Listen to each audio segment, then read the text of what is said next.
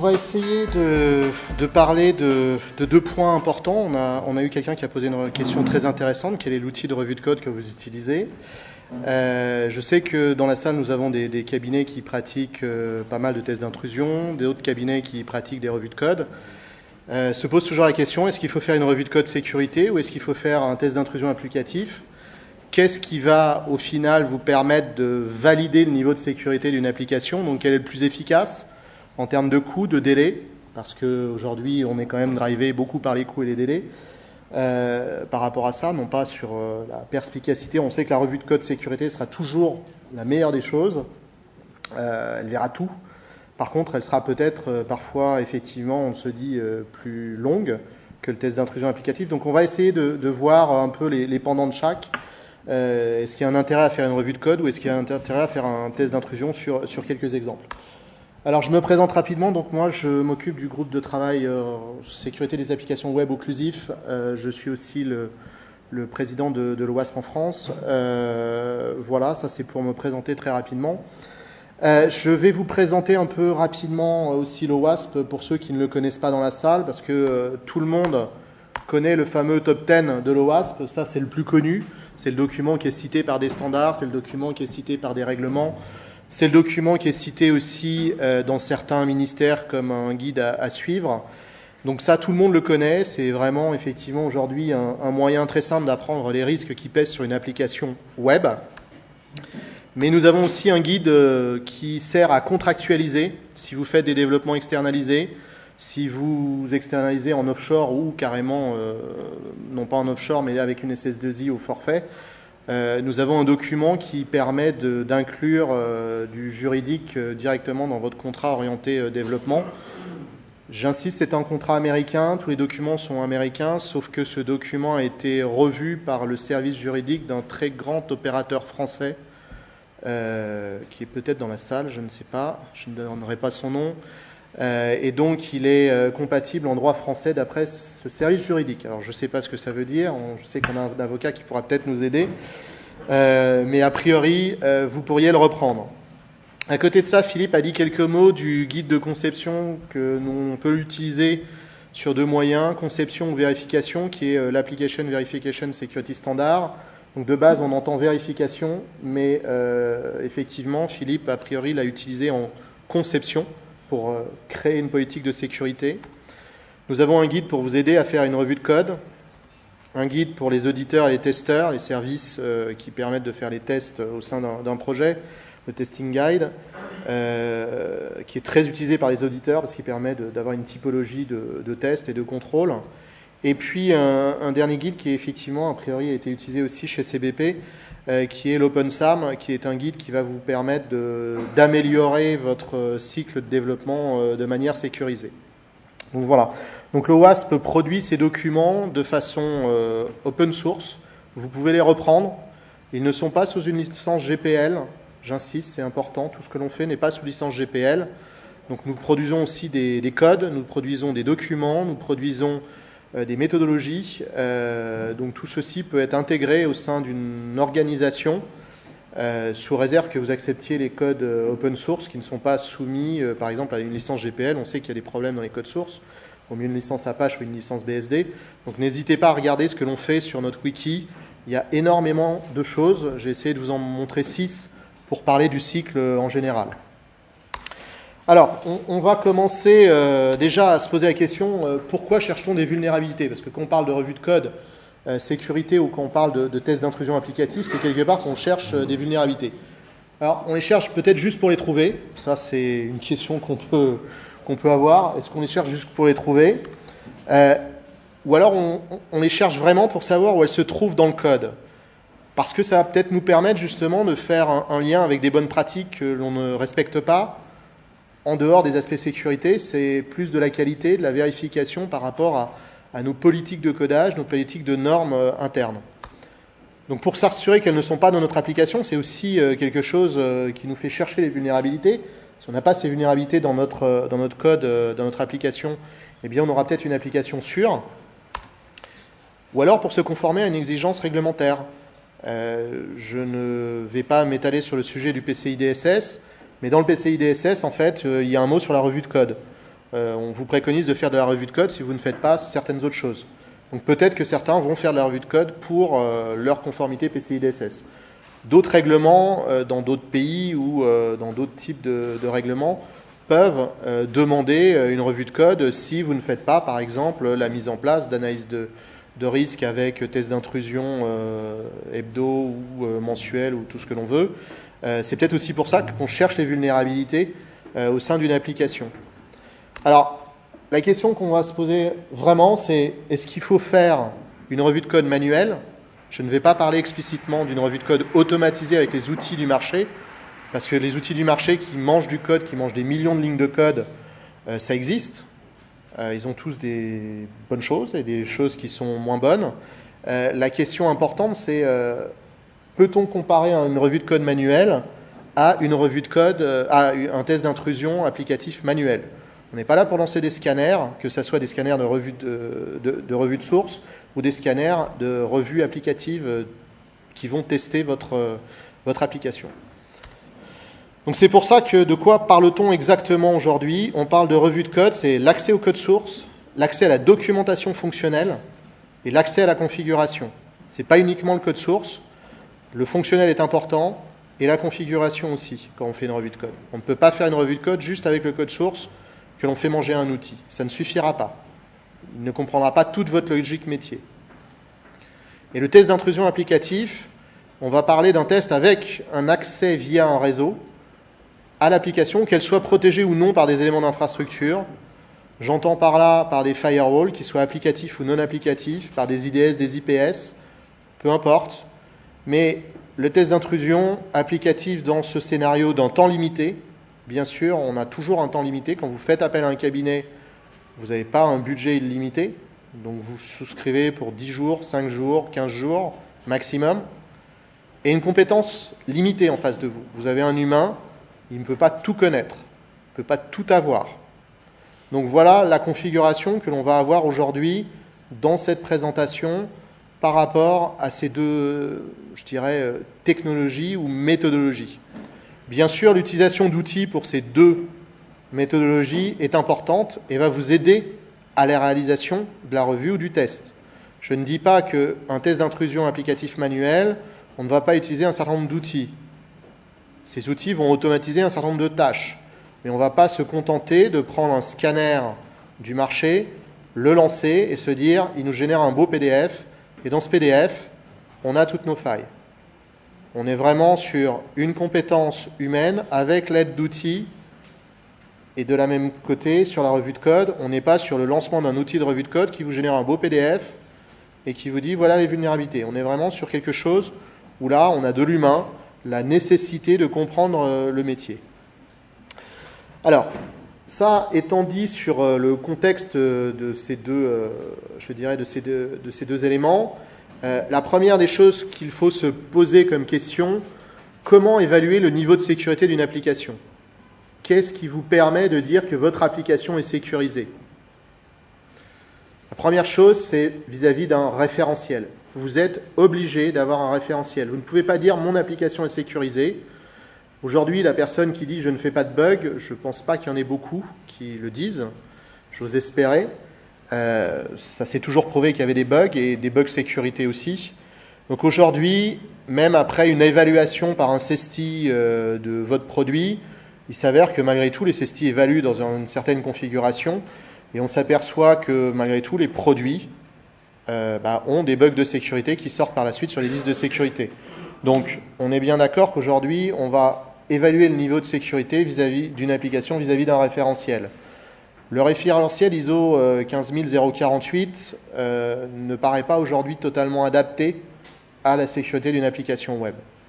Aujourd'hui, les référentiels que l'on trouve, les plus communs, je dirais, les référentiels qui vous sont livrés, soit par les outils de revue de code, soit par les cabinets de consultants, sont le fameux OWASP Top 10, donc qui est le plus connu, qui est orienté risque, mais qui n'en voit que 10, donc qui est limité. Vous avez le SANS Top 25, qui lui est très orienté code. Vous avez la liste CVE, les Common Weakness Enumeration, qui sont au nombre de 900 ou 1000 à peu près, donc qui est peut-être un peu trop complexe aujourd'hui. Et puis vous avez la SVS, qui est de l'OWASP, qui est plutôt orientée exigence fonctionnelle. Donc aujourd'hui, ce sont des référentiels que l'on va trouver dans l'applicatif. Je ne parle pas de référentiels que l'on pourrait trouver spécifiques à un métier, mais c'est ce que l'on retrouve globalement aujourd'hui sur la place. Alors, lequel prendre? Eh bien, je vous dirais que si vous en prenez qu'un seul, vous n'allez pas vous en sortir. Vous allez vraiment trop vous limiter. Il est nécessaire déjà de voir si, tout comme l'a exprimé Philippe Larue, si vous avez une politique de sécurité, c'est peut-être partir de là, plus de rajouter par rapport à ça des extraits du CWE sur les risques les plus communs et les plus importants que l'on peut rencontrer dans votre langage de développement. Parce que bien sûr, on a des risques en Java, on a des risques en .NET, et ils ne sont pas toujours les mêmes. Si vous prenez par exemple le top 10, dans le top 10, la dernière item parle des transferts. Les transferts, c'est quelque chose qui est spécifique à .NET et qu'on ne trouve que dans .NET. Donc c'est quelque chose que vous allez devoir évaluer, probablement, pour savoir si vous avez un bon niveau de sécurité. Mais si vous ne faites pas de .NET et que vous vous concentrez sur le OWASP Top 10, vous allez peut-être louper un certain nombre de vulnérabilités que l'on trouve en Java, par exemple autour de la sérialisation et autour de tout ce qui est un peu clonage d'objets. Et ça, eh bien, je suis désolé, vous allez le trouver que dans la CWE. Donc, adaptez aussi votre référentiel, en premier lieu, à ce que vous pouvez faire dans votre code. Ça, c'est très important. Donc, l'évaluation se doit de passer par ça. Et donc, lorsque vous allez choisir votre méthodologie, la revue de code ou le pentest, eh bien, il va falloir aussi vérifier que votre cabinet ou que votre service d'audit interne, si vous êtes dans une entreprise où le service d'audit interne réalise le pentest, eh bien, sont des gens qui disposent de ces référentiels et qui vont vous fournir ces référentiels pour que vous sachiez ensuite faire le lien avec les développeurs. Les développeurs, vous leur montrez le CWE, ça leur parle. Vous leur parlez d'ASVS, un peu moins. Ça parle plus à un architecte ou à un chef de projet. D'accord ? Le top 10, ça va plus parler à un manager. Donc il va falloir avoir ce référentiel qui va permettre d'aborder ces choses-là. Alors de la même manière, l'efficience des techniques, j'ai pris explicitement le mot efficience et non pas efficacité. Je trouve qu'il est plus pertinent par rapport à ce que l'on cherche.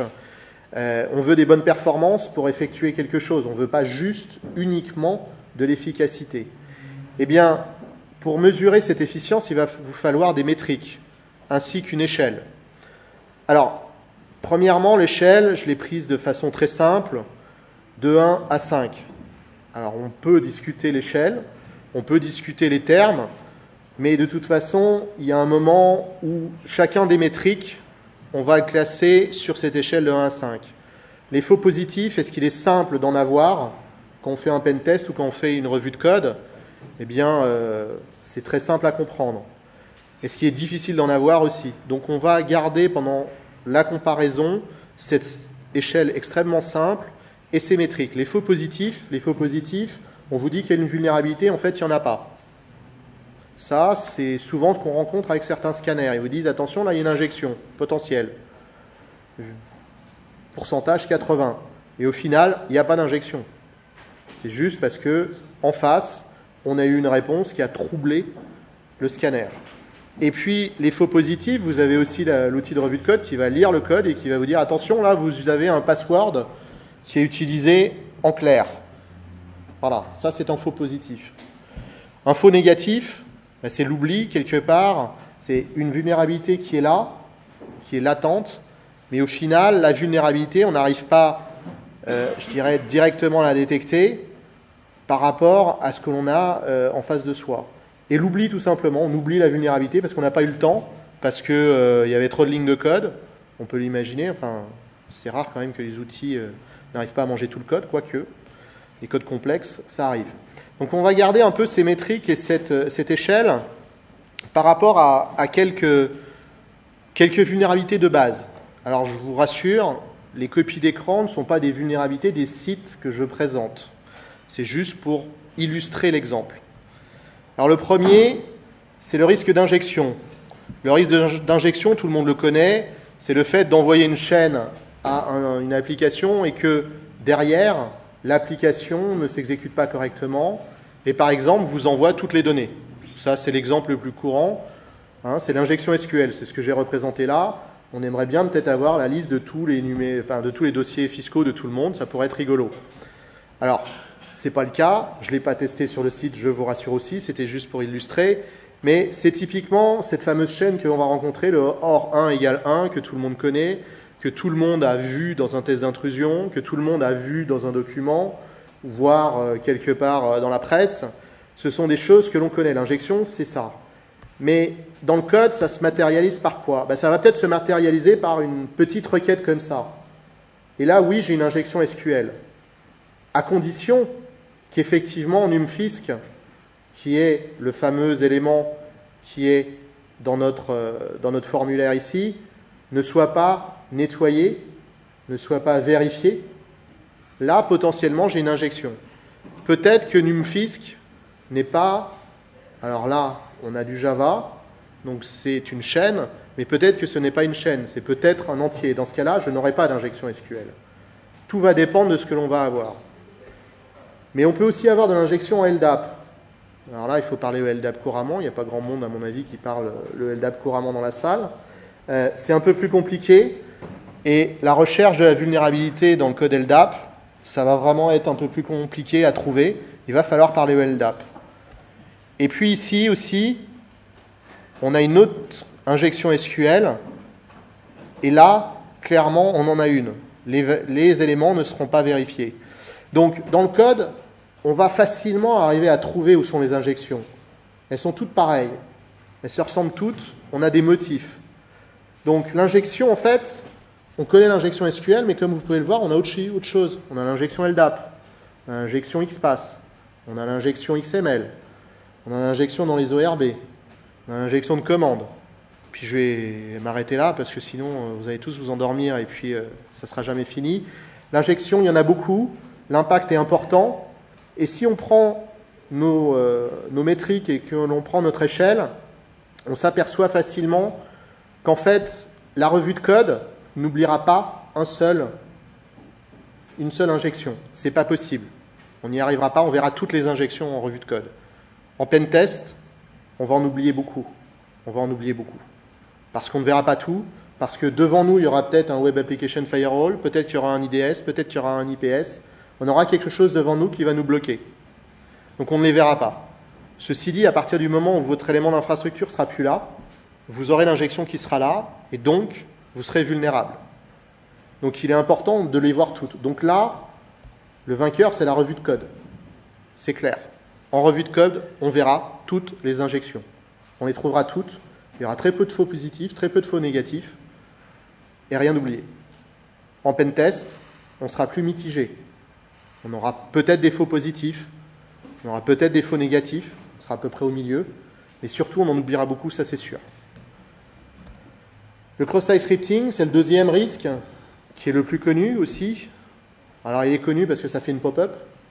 Alors j'ai pris un autre site, ça ne marche pas non plus, je vous rassure.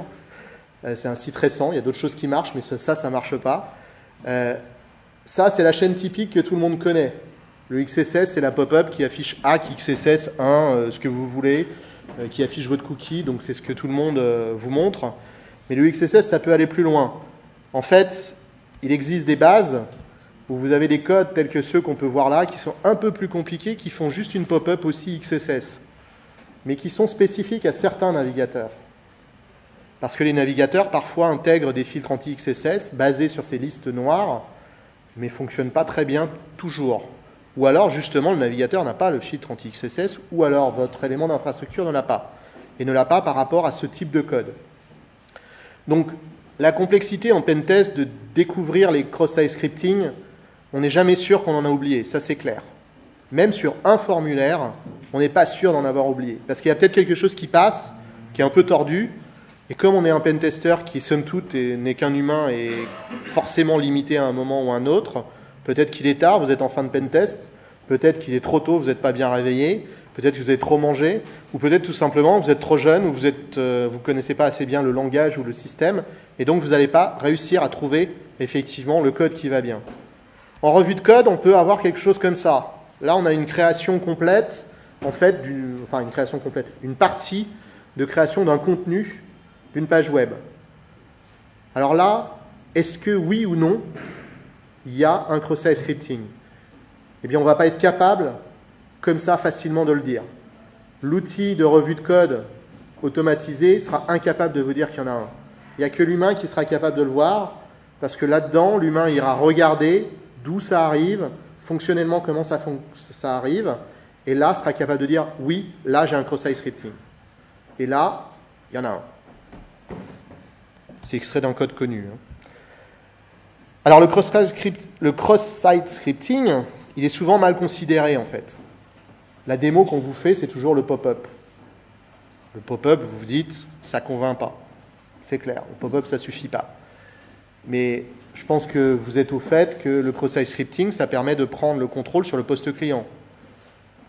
C'est clairement la finalité du cross-site scripting. La prise de contrôle sur un poste client, ce n'est pas toujours très grave. Sur 2 postes clients, ça commence à être un peu plus grave. Sur une centaine, c'est vraiment plus grave si vous avez un site public. Mais le cross-site scripting sur un poste client en interne d'une entreprise, c'est la main sur le réseau de l'entreprise. C'est un scanning interne que vous ne voyez pas. On détermine l'ensemble de vos serveurs, l'ensemble de vos postes, on détermine tout. Voire, on pose quelque chose pour revenir plus tard. Donc le cross-site scripting, c'est quand même quelque chose d'important. Alors là, c'est pareil, l'impact est souvent modéré. Par contre, si on reprend notre tableau, je vous ai dit, c'est clair qu'on va en oublier. On va clairement en oublier, c'est sûr. On en oubliera, il n'y a pas photo. En pentest, on en oubliera beaucoup. En revue de code, on en oubliera quelques-uns. On en oubliera beaucoup moins. Et là encore, c'est la revue de code qui gagne. Et on va terminer sur l'authentification, parce que l'authentification, c'est vraiment le bon client à savoir s'il faut faire une revue de code ou un test d'intrusion applicatif. Alors là, sur une authentification, ce qu'on va tenter, c'est clairement d'essayer la brute force, les mots de passe connus, donc, et puis peut-être aussi essayer d'autres choses, de l'injection, etc. Alors ce qu'on dit sur l'injection, ce qu'on dit sur l'authentification, excusez-moi, c'est qu'une authentification doit être solide, elle doit respecter un certain nombre d'exigences. Alors j'ai pris quelques exigences qui sont tirées de documents qui s'appellent l'OWASP ASVS, je suis désolé, j'étais obligé, mais qui, somme toute, sont des choses de base. Qu'est-ce qu'on dit? On dit qu'une authentification doit être là sur toutes les pages non publiques. On doit présenter un login sur des pages non publiques. Un mot de passe ne doit pas être affiché dans la page web. Un mot de passe doit être créé de manière sécurisée. Les événements d'authentification doivent être logués. Les mots de passe doivent être stockés hachés sur votre système et non pas en clair. Les sessions doivent être finies proprement lorsque vous vous déloguez. On doit fermer la session. On doit protéger les identifiants de session par SSL. On doit ne pas inclure des ID de session dans l'URL. Et on dit que les ID de session doivent être aléatoires. Alors si on fait un comparatif, toutes les pages non publiques nécessitent un login. Ça, c'est la revue de code qui va nous permettre de le savoir. Le pentest ne vous permettra pas de le savoir. Les mots de passe ne doivent pas être affichés dans la page web. La revue de code, elle ne vous aidera pas beaucoup. Par contre, le pentest, vous serez sûr qu'il n'est pas affiché. Les mots de passe doivent être créés de manière sécurisée. Le pentest vous permettra de tester un certain nombre de choses. La revue de code aussi, mais souvent moindre que le pentest à ce niveau-là. Les logs, vous ne le saurez pas grâce au pentest. Ou alors vous prenez la main sur l'application et dans ce cas-là, il y a une grosse autre faille. Mais c'est la revue de code qui vous permettra de savoir si vous faites effectivement du log. Savoir que les mots de passe sont hachés, c'est la revue de code qui va vous le dire. Le pentest vous le dira à partir du moment où vous aurez la base. Donc vous aurez réussi l'injection. Donc on ne sera plus dans cette configuration-là. Les ID de session sont finis proprement lors du logout. La revue de code vous dira quelques points, mais rien ne vaudra le côté pentest pour bien vérifier que c'est bien nettoyé sur le navigateur. Les ID de session sont protégés par SSL, pas forcément la revue de code qui vous le dira. Vous ne saurez pas si vous êtes sur un serveur SSL ou pas en revue de code. Vous pourriez le savoir, mais pas toujours. Si vous regardez bien la configuration, vous pouvez en être sûr. Mais on est sûr qu'en pentest, on n'aura que du SSL. Que les ID de session ne sont jamais dans l'URL. Ça, il n'y aura que le test qui vous permettra de le faire, et que les ID sont aléatoires. Eh bien là, la question se pose vraiment, est-ce que c'est les deux? Il n'y aura pas de solution, il faudra regarder des deux côtés. Et donc sur l'authentification, il n'y a pas de gagnant. Ni l'un ni l'autre. On va louper des choses en revue de code, on va louper des choses en pentest, ça c'est sûr. Combien, on ne sait pas. Beaucoup, pas beaucoup. Il y aura beaucoup de faux positifs, il y aura beaucoup de faux négatifs. On est incapable sur cet exemple-là de s'en sortir. Donc au début, je vous avais mis explicitement l'accent sur la revue de code. Comme vous pouvez voir, la revue de code gagne. Mais là, la revue de code ne gagne pas. Alors pourquoi? Déjà, il faut prendre les avantages de chacune des techniques. Le test d'intrusion, c'est plus facile. Prenez votre téléphone, les pages jaunes, regardez, cabinet de consultant en sécurité, faites-moi un pentest, vous en avez 50 sur la place. Après, vous réduisez, vous en avez quelques-uns qui sont bien implantés et qui sont des bons cabinets. On est sûr que ça se passera bien. Donc ça sera simple à effectuer. On passera par un cabinet externe. Et puis, il y a beaucoup de choses qui ont été dites sur le test d'intrusion. Il y a beaucoup de guides qui vont vous aider sur le test d'intrusion. Et c'est quelque chose de mature, le test d'intrusion. Ça fait presque 10 ans qu'on en parle, même peut-être plus. Ouais, ça va faire 15 ans qu'on en parle. Donc on est quand même sur quelque chose d'éprouvé. On sait à quoi on s'attend. On s'attend à prouver la vulnérabilité, en fait. On va vérifier vraiment que la vulnérabilité est là et qu'on peut l'exploiter. C'est ce qu'on va faire. Et puis on va soumettre l'ensemble de l'infrastructure au test, et non pas juste une partie. Et puis, il faut bien le dire, l'expertise est moins importante.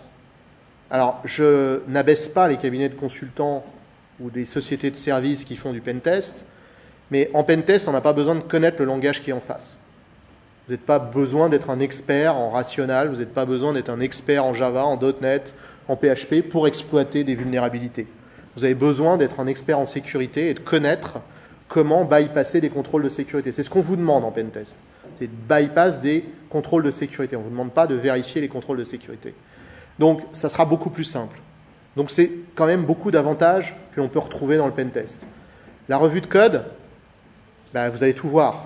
Vous allez avoir une vue exhaustive de votre sécurité. Qui dit exhaustive ne veut pas dire plus cher.